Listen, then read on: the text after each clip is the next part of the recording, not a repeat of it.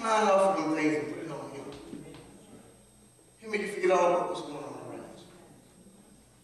That's worship. Amen? Right. Let's go back over here to Exodus real quick, I tell you. This is so much in the kingdom. There's so much. So much. We're going down.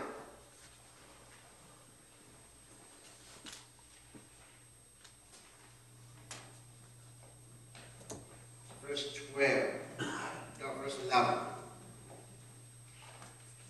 Verse 11 in chapter 3 says, and Moses said unto God, who am I that I should go unto Pharaoh, and that I should bring forth the children of Israel up out of Egypt? He says, certainly I will be with thee. This shall be a token unto thee that I have sent thee. I have brought forth the people out of Egypt. You shall serve God upon his mountain, and your fathers have sent me unto you. They shall say unto me, what is his name? What shall I say unto them? And God said unto Moses, I am that I am.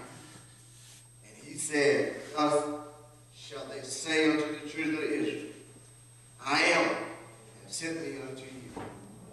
What I said.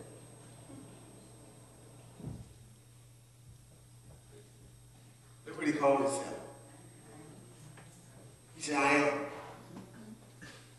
that I am. I am that I am. What he said, preacher? In other words, you fill out the blank.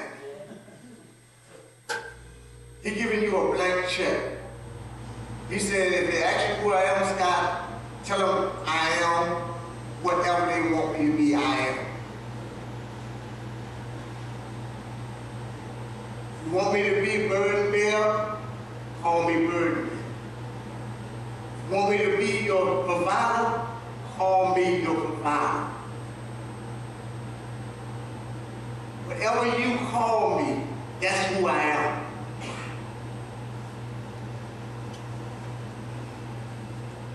If you're sick in your body, you don't need to go to God for money. So therefore, your prayer, you need to call God who he is, who you need him to be.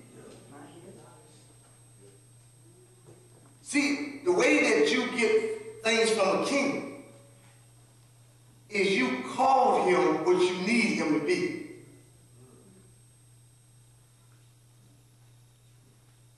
I need you to be a way maker.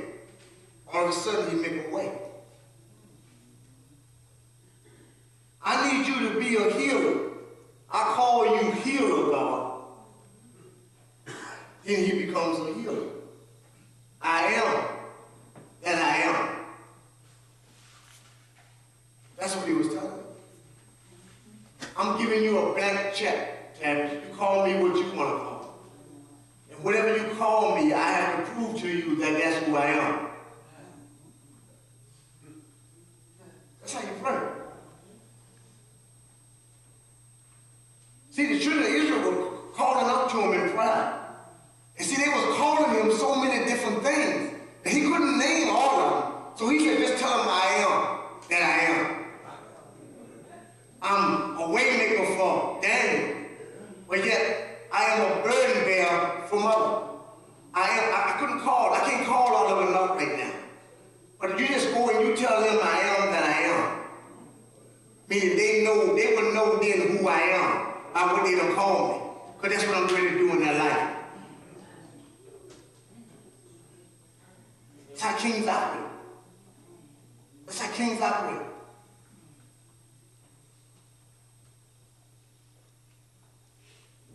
A king would never let nothing and no one else show him up.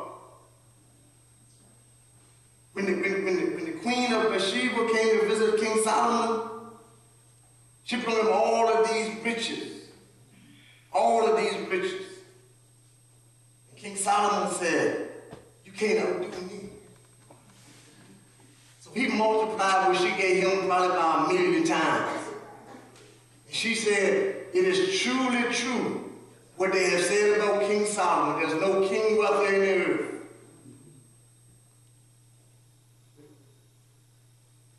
So he did that so she could go back and say who he was. So whenever you call God, he then has to prove himself to be that and exceedingly and abundantly over that. That's how you get things from the king. That's how you get things from the king. So he couldn't say exactly who he was because there were so many people calling on him. I am. Who are you? I am. I'm everything you need. I am.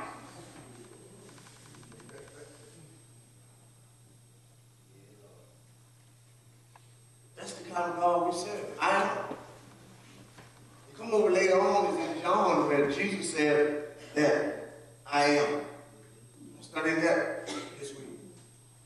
Actually, I think it's around John 18 or something like that. I'm not sure, so I'm not going to go there, but I'll find it for you. But Jesus said that I am who he said I am. In other words, I and the Father are one. He said, now, Father, make them one as you and I are. Whatever the Father said that he would do, he has sent me to do. That's what Jesus was saying when he said that I am. He wasn't trying to replace the Father, but see, what happened was this. When they was on the Sabbath, they told him, Mother, that you're not supposed to heal on the Sabbath, but Jesus healed. And the Pharisees and Sadducees, they came and they tried to pretty much crucify Jesus. Said, you're not supposed to heal on the Sabbath day. Jesus said this. He said, I only did what I seen the Father do. If the Father is healing on the Sabbath, then therefore I heal on the Sabbath. Because this is what he was saying is, when he would go in prayer, whatever the Father would show him in prayer, if you had leprosy, and Jesus was in prayer that morning with the Father, and all of a sudden in prayer, God revealed to him that he healed you of leprosy. It had already taken place in eternity.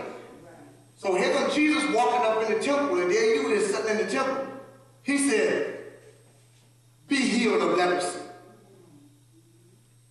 Only do what I see the Father do. So the Father would do it already in eternity. Jesus' job was to manifest it in the earth.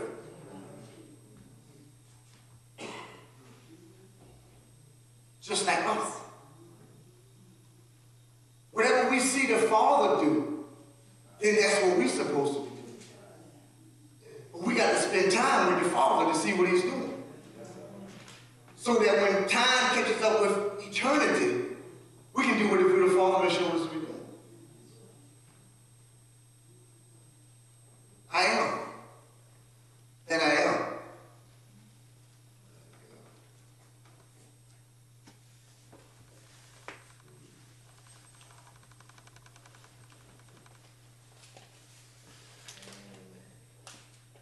Anybody get anything out of this tonight? Amen.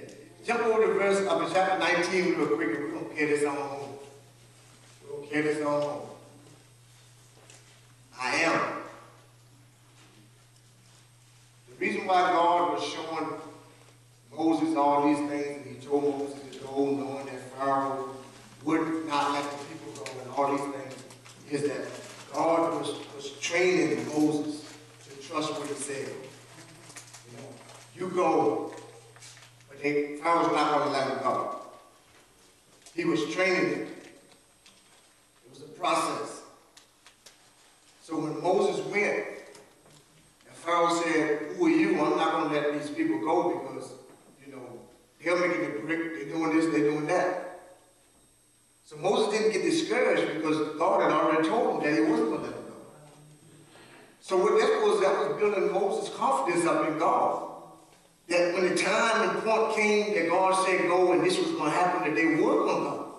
He was training them for parting the Red Sea and all of these things. He was training them.